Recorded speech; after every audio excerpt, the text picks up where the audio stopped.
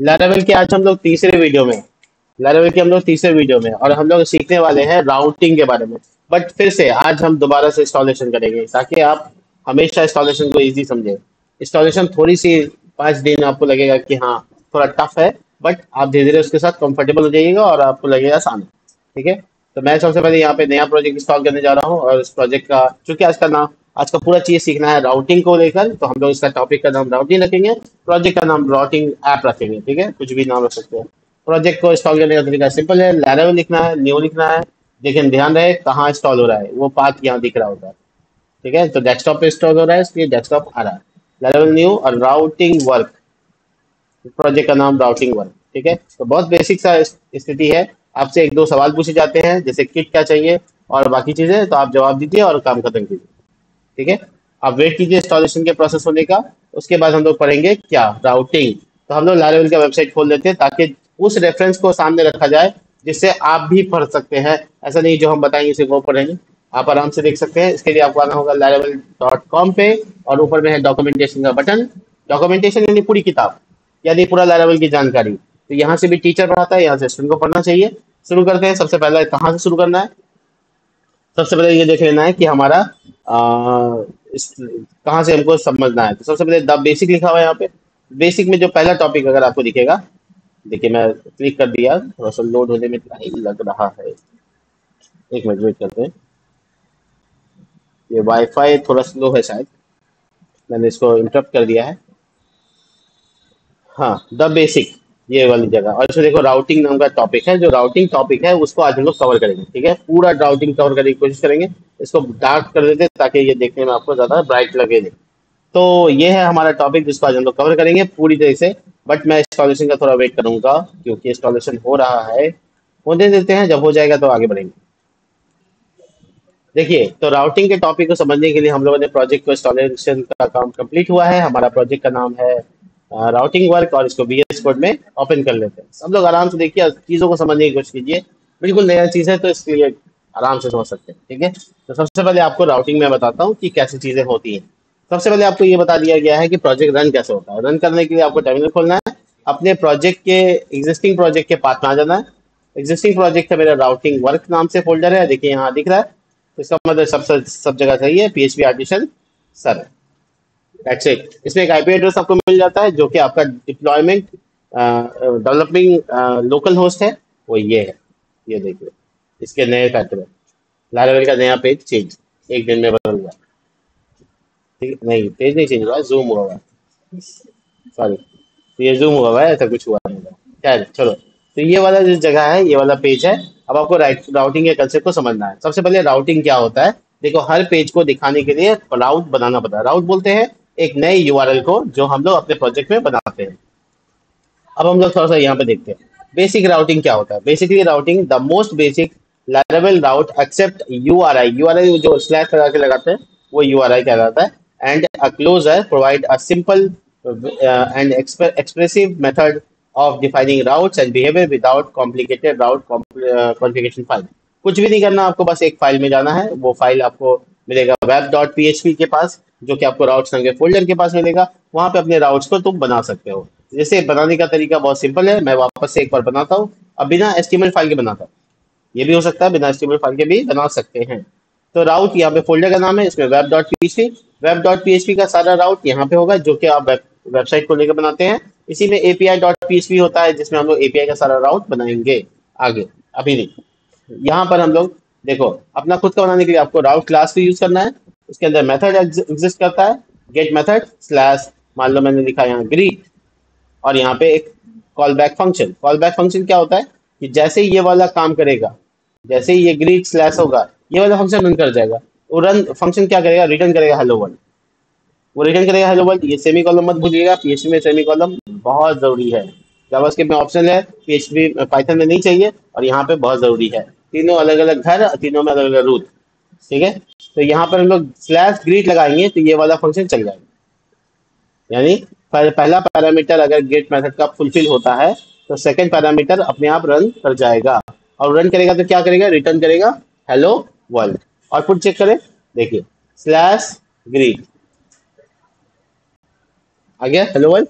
इसका मतलब ये हेलो वर्ल्ड कहाँ से आया, ये रिटर्न किया है इसने, देखो एग्जैक्टली यहाँ पे भी यही हुआ है, यही चीज है। अब मैं जब भी एक्सेस करूंगा उस यूआरएल को, ये वाला फंक्शन कॉल हो जाएगा। नॉर्मली फंक्शन कैसा होता है, फंक्शन बनाते हैं उसको कॉल करते हैं। यहाँ पे कॉल नहीं करना है, यहाँ पे यूआरएल एक्सेस करना है, वो कॉल हो जाएगा। ठीक है, और ये एचटीएमएल को पूरा सपोर्ट करता है, इसलिए आप आगे पीछे H1 टैग वगैरह लगा सकते हैं। आप चेक कर लो, H1 टैग में आ गया, तो ये सारा पूरा एचटीएमएल काम कर सकता है। चाहो तो आप पूरा एचटीएमएल का पेज यहाँ बना सकते हो, लेकिन ये कॉम्प्लिकेटेड होगा यहाँ पे पूरा एचटीएमएल बनाना, इसलिए हम लोग फाइल एचटीएमएल का अलग रख देते हैं। और कोई रीजन नहीं है, मतलब बेसिकली हम लोग अलग रख के यहाँ पे कॉल कर सकते हैं। चलिए आगे बढ़ते हैं और देखते हैं यहाँ पे क्या बताया जाए। तो डिफाइन कर सकते कैसे करना है आपको, all Laravel routes are defined in a route file.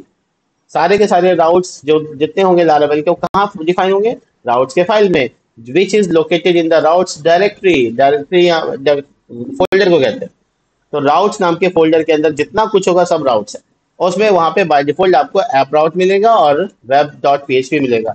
App dot PHP और वेब डॉट पीएचपी आप देख सकते हैं, यहाँ पे कंसोल डॉट पीएचपी भी आ रहा है आपके पास। ये कंसोल के राउट्स हैं, ये वेब के राउट है, वेब मतलब वेब एप्लीकेशन के राउट होंगे। एपीआई का होगा तो एपीआई के राउट्स, यानी सारा का सारा कनेक्ट कंटेनर है तुम्हारे पास, राउट सब यहीं पर है, कहीं जाने की जरूरत नहीं है। एग्जैक्ट लोकेशन आपको पता होगा तो आपको कोई भटका नहीं सकता। आगे देखते हैं, क्या हम लोग और भी कोई तरीके से राउट्स बना सकते हैं। जवाब, हाँ बिल्कुल बना सकते हैं, ऐसा बहुत तरीके हैं। देखिए इस वाले पार्ट को हम स्किप कर रहे हैं क्योंकि ये कंट्रोलर को इसके ऐड कर रहा है, ये थोड़ा सा कंट्रोलर सीखने के बाद पढ़ेंगे। बट यहाँ पे देखो एपीआई राउट्स कैसे बनता है। एपीआई उस राउट्स को कहते हैं जो कि एपीआई रिटर्न करता है, यानी जेसन में फाइल रिटर्न करता है। तो अगर तुमको एपीआई राउट्स को एनेबल कराना है तो तुमको कमांड चलाना पड़ेगा, php आर्टिसन इंस्टॉल कॉलन क्या एपीआई। देखिए मैं कैसे कर रहा हूँ, ये नीचे जो टर्मिनल चल रहा है इसको बहुत जरूरी है, इसको बिल्कुल इग्नोर नहीं करना है। कंट्रोल सी से ये कैंसिल हो जाएगा और आप php artisan install colon API ऐसा करने से क्या होगा, एपीआई का एक फाइल यहाँ पे आपको ऐड करके मिल जाएगा। आप देख सकते हैं, थोड़ी देर रुक जाइए, देखिए चमत्कार होने वाला है। वेट, ये एपीआई का डिपेंडेंसी सब जगह एपीआई एपीआई एपीआई सब कुछ आ रहा है। ठीक है, एपीआई जो आता है वो सैंक्टम से आ रहा है। ठीक है, ये पूरा काम होने के बाद आपको एक फाइल मिलेगा, यहाँ पर चेक करना, वेट करेंगे, ये सारी चीजें ऐड हो रही हैं। ठीक है, देखो क्या आ गया, एपीआई डॉट पीएचपी। अब ये एपीआई डॉट पीएचपी के पास सारा एपीआई यूआरएल है जो एपीआई से चाहिए, वो हम लोग एपीआई जब पढ़ेंगे तो हमको उसकी जरूरत होगी। तो हम अभी बता दिया तरीका कैसे लाना है। क्या करना है, एपीआई यहाँ पे लिखा हुआ एपीआई इंस्टॉल करेगा लारावेल सेंटम को, जो कि प्रोवाइड करता है एक रोबस्ट बहुत तगड़ा सा एपीआई ऑथेंटिकेशन सिस्टम, जो हम लोग आगे पढ़ेंगे। बट अभी हम लोग को इसकी जरूरत नहीं है। अब हम यूआरएल जो हमको मिलता है, ये सारी चीज मिलता है और ये सारी चीजें अवेलेबल हैं। इसके अलावा कुछ बातें और कर लेते हैं, जैसे ये एपीआई उतना इंपॉर्टेंट नहीं है हमारे लिए अभी, अभी हम लोग को वेब पे ही काम करना है। तो हम ज्यादा थोड़ा आगे बढ़े हैं, वापस बैक अपनी जगह पे आ गए। अब हम लोग यहाँ पर ये देखेंगे कि राउट्स के कितने मेथड्स होते हैं, कितने मेथड्स हैं। देखिए राउट्स के उतने मेथड होते हैं जितने एचटीटीपी के वर्ब्स होते हैं। एचटीटीपी वर्ब कहलाता है, एचटीटीपी मेथड्स। ठीक है, मेथड यानी कि क्रिया, क्रिया नहीं वर्ब, एक्शन। तो ये गेट मेथड होता है, पोस्ट मेथड होता है, पुट होता है, पैच होता है, डिलीट होता है, ऑप्शन होता है। तो गेट का काम है डेटा को ले दिखाना, रिप्रेजेंट करना, यूजर को देना। पुट का काम होता है, सॉरी पोस्ट का काम होता है यूजर से डेटा लेना, यानी फॉर्म का मेथड क्या रखते हैं हम लोग, पोस्ट। इसलिए फॉर्म में जो डेटा रहता है वो कहाँ जाता है, डेटाबेस के पास। देना पोस्ट, लेना गेट। ठीक है, पुट का काम होता है डेटा को अपडेट कराना, डिलीट का काम होता है डेटा को डिलीट कराना, पैच का काम होता है अगर है तो अपडेट कर देना, नहीं है तो एडिट नया ऐड करना। मतलब पुट और पैच दोनों एडिट के लिए काम आता है। और ऑप्शंस बहुत सारे होते हैं, वो हम लोग बाद में देखेंगे। तो यहाँ पर हम लोग और भी तरीका यूज कर सकते हैं, एक ही यू राउट मेथड दो दो चीजों के लिए इस्तेमाल कर सकते हैं।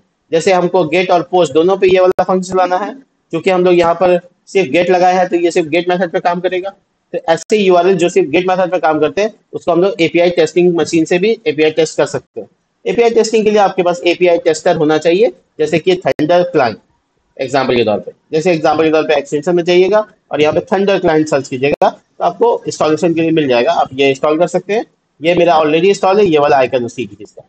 अब यहाँ न्यू रिक्वेस्ट कर सकते हैं और यहाँ पे एपी यूआरएल डालिए, बता देगा कि आपका एपीआई काम कर रहा है कि नहीं कर रहा है। मान लीजिए ये आपका एपीआई यूआरएल है, सपोज कर लीजिए, क्या दिक्कत है। और यहाँ पे आप ऐसे शिफ्ट कर दीजिए, मेथड कौन सा लगा हुआ है, गेट। जब आप सेंड करेंगे तो आपको, सॉरी ये ध्यान रखिएगा, आपका जो वो है ये जो पीएचपी आर्टिसन सर्वर वो चलते रहना चाहिए। वो बंद मतलब सर्वर बंद, वो बंद मतलब कोई काम नहीं होने वाला, इंजन ही बन जाएगा। देखिए रिस्पॉन्स में क्या आया, वही आया जो मैंने दिया था। ठीक है, तो क्या ये मेथड पोस्ट पे अलाउड है? जवाब आएगा एरर, बहुत जबरदस्त वाला, बोले नहीं ये मेथड पे अलाउड नहीं है, आप इसको इस्तेमाल नहीं कर सकते। देखिए रिस्पॉन्स में क्या आया, ये आपको पूरा दिखाऊं मैं अगर, तो देखिए ये आया है कि method post is not allowed, ऐसा करके है। आपको थोड़ा डिटेल में दिखाने के लिए मैं प्रीव्यू का इस्तेमाल कर सकता हूँ, बट ये प्रीव्यू काफी बड़ा चाहिए हमको जगह, तभी मैं दिखा पाऊंगा। यहाँ लिखा होगा मेथड एरर आ रहा है यहाँ पे, ठीक है। तो ये मेथड पोस्ट मेथड पे अलाउड नहीं है, क्यों? क्योंकि मैंने जो राउट बनाया है वो किस पे बनाया है, गेट पे बनाया है। तो यहाँ पे हमको गेट और पोस्ट दोनों के लिए ऐसे करके डुप्लीकेट करना पड़ेगा और एक सेम चीज को दो बार करना पड़ेगा, तब ये गेट पे भी अलाउड हो गया और पोस्ट पे भी अलाउड हो गया। तो जब हम पोस्ट पे भी एक्शन मारेंगे तो क्या आएगा, अच्छा ये पोस्ट पे एक इश्यू होता है, मैं बता दूं आपको, बिना सीएसआरएफ टोकन के नहीं जा सकते। पोस्ट मेथड इनसिक्योर होता है थोड़ा सा, हाँ सीएसआरएफ बोलते हैं, कोड फर्जरी जो होता है, cross site forgery, reference forgery बोलते हैं। सीएसआरएफ टोकन के साथ जाना होता है, नहीं तो हमको एक्सेसिबल नहीं होगा। तो यहाँ पे फिलहाल अभी हमको 419 का जो एरर आ रहा है वो इसी टोकन के बिना पोस्ट करने का नतीजा है। तो ये आप इससे घबराएंगे नहीं, ये समझे कि हाँ काम कर रहा है, ठीक है। पहले वाला में क्या हो रहा था कि नहीं था तो नहीं काम कर रहा था, मैं हटा देता हूँ फिर से, आप देख सकते हैं मैं हटा रहा हूँ और देखिए अब जब मैं इसको सबमिट करूंगा तो ये अभी हमको 419 का एरर नहीं देगा। थोड़ी देर रुक जाओ, ये लोड हो रहा है, पेज पेज लोड हुआ था, मैंने देखा था। क्या ऊपर में पढ़ लो क्या लिखा हुआ है, मेथड नॉट अलाउड, इसका मतलब एरर है, पोस्ट मेथड अलाउड नहीं है। अगर आप चाहते हैं दोनों अलाउड हो जाए तो यहाँ पे गेट की जगह मैक्स लगा देंगे और पहले ही पैरामीटर में एरे पास कर देंगे। देखो सिंपल तरीका, एरे पास कर दिया और गेट में भी अलाउड है, पोस्ट में भी अलाउड है, पुट चाहिए तो पुट भी अलाउड कर दो। मतलब जिस जिस मेथड पे अलाउड करना चाहते हो करा सकते हो। अब क्या हुआ, ये दो बार कॉपी पेस्ट करने की जरूरत नहीं है, आपका यही गेट पे भी काम करेगा, यही पोस्ट पे भी काम करेगा। इसको बोलते हैं मैच फंक्शन। हम लोग धीरे धीरे इसको समझेंगे। देखो क्या आ रहा है, the post method does not support for the route great method, support कौन करेगा, गेट या हेड, ठीक है। और अब अलाउड है तो अब देखो 419 का error आ रहा है, यानी ये तो अननोन स्टेटस दे रहा है लेकिन सब कुछ ठीक ठाक है। वो उसकी वजह क्रॉस साइट रेफरेंस फर्जरी है। मैं चाहूँ तो इसको बाईपास कर सकता हूँ, मैं करके दिखा देता हूँ आपको। ये बेसिकली हमको जो मिडिलवेयर से बाईपास करना पड़ता है, तो ये प्लीज मैं आपको करने नहीं बोल रहा हूँ, बट आप इसको देख सकते हो कि हम इसको कैसे हम इसको सॉल्व कर सकते हैं। मुझे मिलेगा कॉन्फ़िग में, कॉन्फ़िग के अंदर, कॉन्फ़िग नहीं बिल्कुल नहीं, H T T P provider, ये डेटाबेस, एक मिनट, ओ कोई मिडिलवेयर है नहीं मेरे पास, ठीक है इसको छोड़ दीजिए। मैं यहाँ पर इसको, इसके पीछे जाऊंगा तो वीडियो लंबा हो जाएगा। खैर, अगर आपको चाहते हैं कि कोई भी मेथड हो उस पर काम करे तो एनी लगा दीजिएगा। ये देखिए मैच वाला एग्जांपल यहाँ पे है, आप आराम से जाके वेबसाइट पे देख सकते हैं, आप भी पढ़ सकते हैं, कोई दिक्कत नहीं है। और एनी लगाने से क्या होगा, मेथड का कोई चिंता ही नहीं, कोई भी मेथड पे ये राउट काम करेगा। गेट पे मेथड, पोस्ट पे मेथड, पुट पे, पैच पे, डिलीट पे, सब पे काम करेगा। तो यहाँ पे कोई बाउंड्री नहीं है, एनी से ये कर सकते हैं। मैच में क्या कर सकते हैं, फिल्टर कर सकते हैं इस पे और इस पे, ऐसा कर सकते हैं। क्या छोड़िए, आगे बढ़ते हैं। अब हम लोग है ना बेसिकली इसके अंदर में डेटा यूजर से ले सकते हैं और बाकी चीजें कर सकते हैं। वो कैसे होगा, वो पॉसिबल कैसे होगा, रिडायरेक्ट कैसे कर सकते हैं, वो कैसे होगा, रिडायरेक्ट मतलब एक एक फाइल से दूसरे फाइल में जाना कैसे होगा, तो वो मैं आपको चेक करा दूं। देखिए अगर कोई स्लैश ग्रीड पे आता है, ये मैं मेथड को चेंज कर दूं, पुराना तरीका कर देता हूँ गेट। अगर कोई स्लैश ग्रीड पे आता है तो मुझे यहाँ पे कोई क्या करना चाहिए कि हमको उसको रिडायरेक्ट करना चाहिए। तो यहाँ पे मैं फंक्शन का नाम हो जाएगा रीडायरेक्ट। फंक्शन का नाम क्या होगा, देखिए तो घबराइएगा मत, सिंटेक्स समझ लीजिए। रीडायरेक्ट पहला कहाँ आएगा और कहाँ जाएगा। देखिए क्या हुआ, ग्रीक पे कोई आएगा तो कहाँ भेज देंगे, होम पेज पे भेज देंगे। ऐसा आप राउट में कर सकते हैं, ठीक है। ये दो तरह का होता है, टेम्प्रोरी और परमानेंट। टेम्प्रोरी को बोलते हैं 301, ये देखिए, और परमानेंट को बोलते हैं 302, ठीक है। ये दोनों नंबर्स ऑफ एचटीटीपी कोड है, आराम से हम इसके ऊपर काम कर सकते हैं। देखिए अभी मैं ग्रीड को एक्सेस करने जा रहा हूँ, इसको पेज को रिफ्रेश करूंगा तो ये क्या करेगा, रिडायरेक्ट करा देगा स्लैश राउट पे, यानी होम पेज पे आगे। तो ये रिडायरेक्ट पॉसिबल हो जाता है। लेकिन रिडायरेक्ट कई बार कैशे में मेमोरी में रह जाता है, जिसके बाद वापस हटाने के बाद भी रिडायरेक्ट करने लगेगा। घबराइएगा मत, बिल्कुल परेशानी होने की जरूरत है। देखिए वापस से सब कुछ ला देते हैं और स्लैश ग्रीड को एक्सेस करने की कोशिश करते हैं। ठीक है, पूरा तरीके से काम कर रहा है। अब हम लोग रिडायरेक्ट वाला को अगर 301 पर रखना चाहते हैं तो थर्ड पैरामीटर भी पास कर देंगे। 301 बताकर बाय डिफॉल्ट होता है 302। ठीक है, टेम्पोररी और परमानेंट होता है। देखो, मे यूज परमानेंट रिडायरेक्ट, आप डायरेक्ट परमानेंट रिडायरेक्ट यूज कर सकते हैं, उसका फंक्शन आ सकता है। 301 तो परमानेंट रिडायरेक्ट। अगर हम कोई पेज को देखना चाहते हैं डायरेक्ट बिना कोई फंक्शन बनाए तो क्या करेंगे, यहाँ पे राउट के बाद मेथड यूज करेंगे व्यू, और उसके बाद यूआरएल बताएंगे और उसके बाद सीधा फाइल का नाम। अरे ये तो बड़ा आसान हो गया। तो चलिए देखते हैं कैसे होता है। ये ऊपर जो बना हुआ है इसे हटा देते हैं। ये ध्यान रहे, राउट को यूज करने के लिए राउट यहाँ पे यूज होना चाहिए, इसको बोलते हैं नेम स्पेस। याद है सी प्लस प्लस में या सी में हम पढ़ाया था आपको, सी प्लस प्लस में यूजिंग नेम स्पेस स्टैंडर्ड। तो नेम स्पेस यहाँ पे इसको बोलते हैं यूज, और उसका यूआरएल। ठीक है, यहाँ पे ऐसे डालते हैं। तो यहाँ पे राउट, दो बार कॉलन, सीधा व्यू लिखो और बिना कोई मेहनत किए बस सिर्फ बताओ किस पेज पे चलेगा। ग्रीड पे चलेगा। मान लो कौन सा पेज चलेगा, वेलकम पेज। वेलकम तो बना हुआ रहता है ना पहले से, उसी को यूज कर लेते हैं। क्यों नहीं बनाया अपना, पहले ये देख लेते हैं। और आप आउटपुट देखिए, स्लैश ग्रीड पे क्या होने वाला है, होम पेज चल रहा है। देखा आपने। चलिए अपना फाइल बनाते हैं। फाइल कहाँ बनाना, व्यू का, कल मैंने बताया था आपको, रिसोर्स के अंदर व्यू, व्यू के अंदर यहाँ पे नया फाइल। और देखिए home dot blade dot, blade होता है इसका link, basic HTML code, basic HTML code. और यहाँ पे लिख देते हैं हेलो लारा वेल, जबरदस्त हो तुम। ठीक है, अब ये होम पेज को बहुत आसानी से कर सकते हैं। देखो क्या करना है, मैं एक और ग्रिड बनाता हूँ। राउट जब मैं होम पेज पे जाऊं, यानी कि स्लैश पे जाऊं, मुझे होम पेज खोल के दो।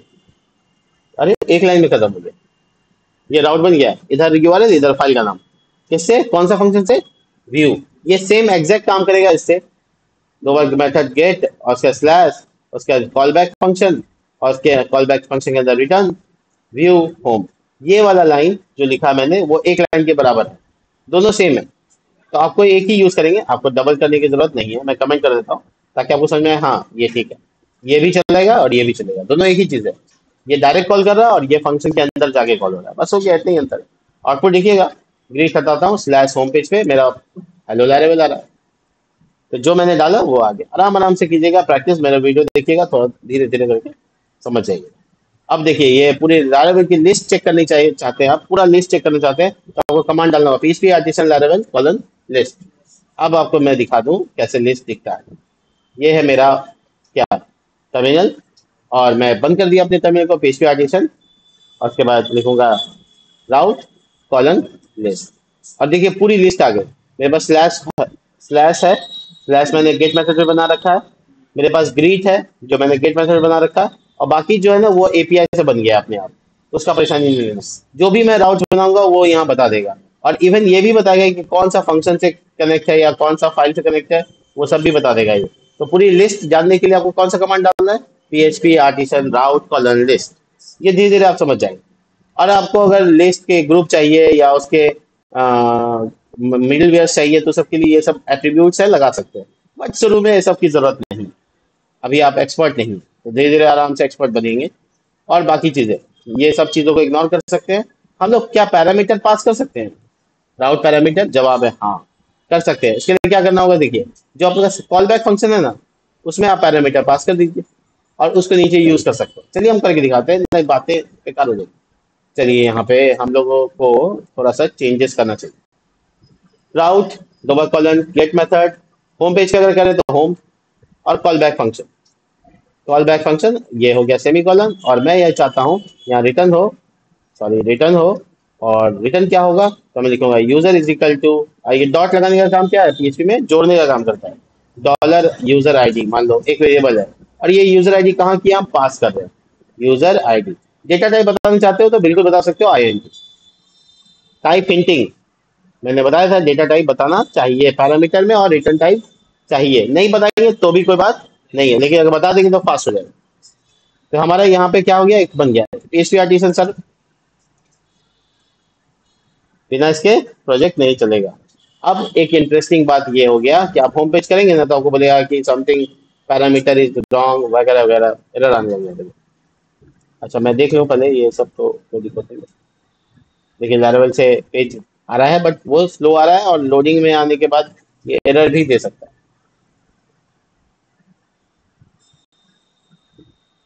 ये एरर देगा आपको, मैं थोड़ा वेट कर रहा हूँ। देखो इंटरनल सर्वर एरर क्यों? क्योंकि जो राउट आप यूज करें ना उसमें पैरामीटर रिक्वायर्ड है। देखो पैरामीटर क्या है, इंटीजर पैरामीटर रिक्वायर्ड है। तो आपको क्या करना पड़ेगा, यहाँ पे स्लैश लगाना पड़ेगा। देखिए स्लैश लगाए और मान लीजिए 1 2 1225 एंटर मारिए, 400 एरर आ गया।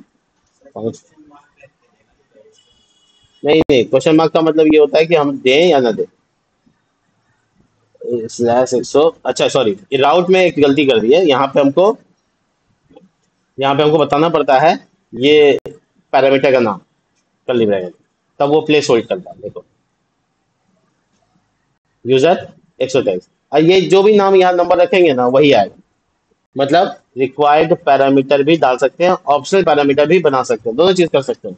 यहाँ देख लीजिए क्या किया गया है, स्लैश यूजर स्लैश उसका आईडी, स्ट्रिंग में डेटा आईडी पास कर रहा है और जो डेटा वो यहाँ पे डाल रहा है। एग्जाम्पल सेम है, कोई अंतर नहीं। आपको चेक कराना है कर सकते हो। मल्टीपल पैरामीटर हो सकता है क्या?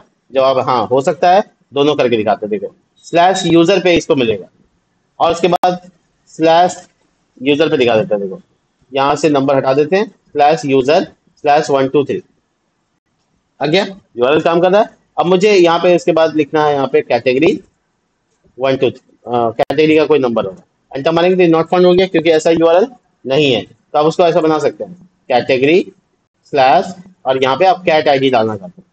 लेकिन ये एक्सेप्ट करने के लिए आपका पैरामीटर होना चाहिए, ठीक है, ये भी इंटीजर टाइप और कैट आईडी। आप इसको क्या करेंगे, and and category is equal to dot cat ID.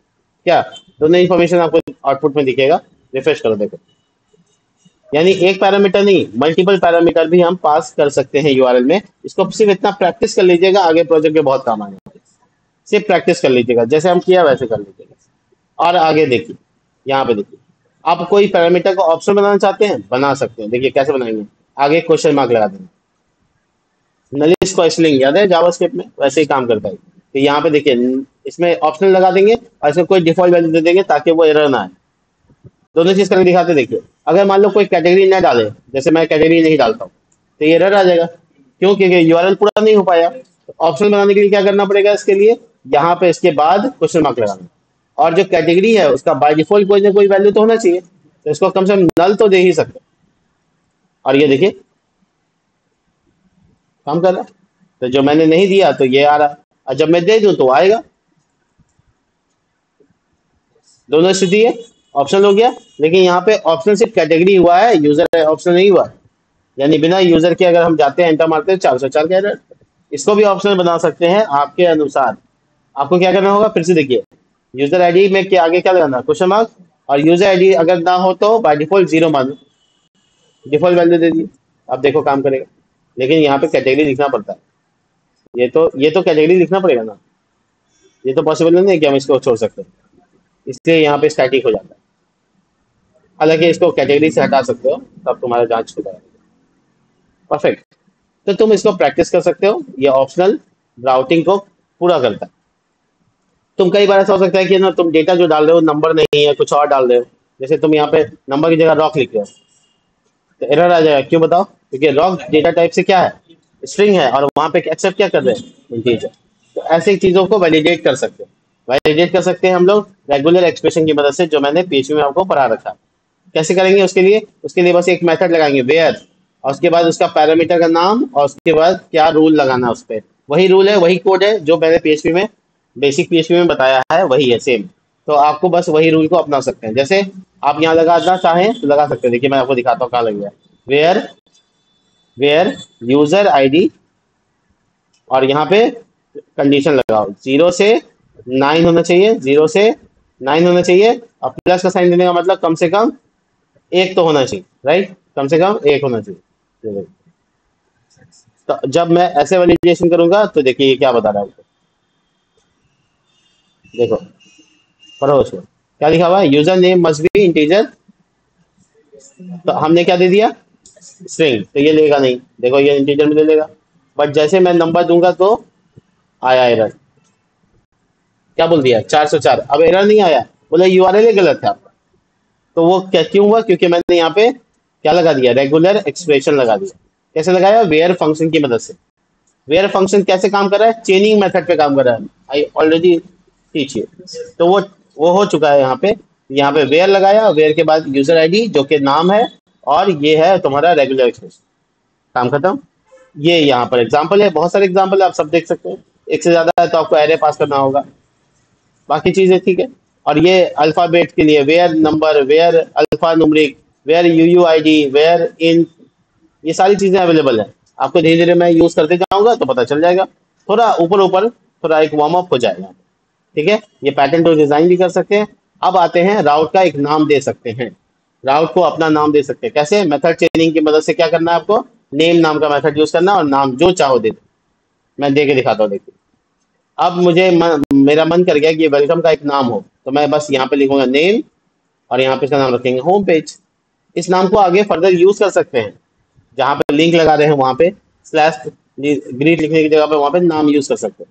ये नाम उसको रिप्रेजेंट करेगा, उस राउट को रिप्रेजेंट करेगा। जब भी यूज करना होगा बड़ा आसानी से कर सकते हैं, मैं करके दिखाऊंगा आपको प्रोजेक्ट में। और ये देखिए एग्जांपल्स है, यहाँ पे नेम इस तरह से डाल सकते हैं या इस तरह से, सब डाल सकते हैं। ठीक है, बहुत बढ़िया। और ये सारी चीजें यहाँ पर, और राउट का ग्रुप भी तैयार कर सकते हैं, एक राउट का ग्रुप मिडिल वेयर वाइज कर सकते हैं। ये ग्रुप हम लोग नहीं पढ़ेंगे अभी, बस बता देते हैं आपको कि हम लोग बहुत सारे राउट को एक जगह ग्रुप कर सकते हैं, मिडिल वेयर वाइज कर सकते हैं, और कंट्रोलर वाइज कर सकते हैं, सब राउट वाइज कर सकते हैं। ये सब धीरे धीरे पढ़ेंगे, सब वाइज कर सकते हैं, हर तरह का काम कर सकते हैं। मॉडल को डेटा इंटरप्रेट करा सकते हैं, बाकी चीजें। लेकिन राउटिंग में जो अभी पढ़ना है हमको, बस इतना ही। ठीक है, तो मैं आपको एक छोटा सा कंसेप्ट बता रहा था राउटिंग का, और आप इसको प्रैक्टिस कीजिएगा। मिलते हैं नेक्स्ट वीडियो में, तब तक के लिए bye।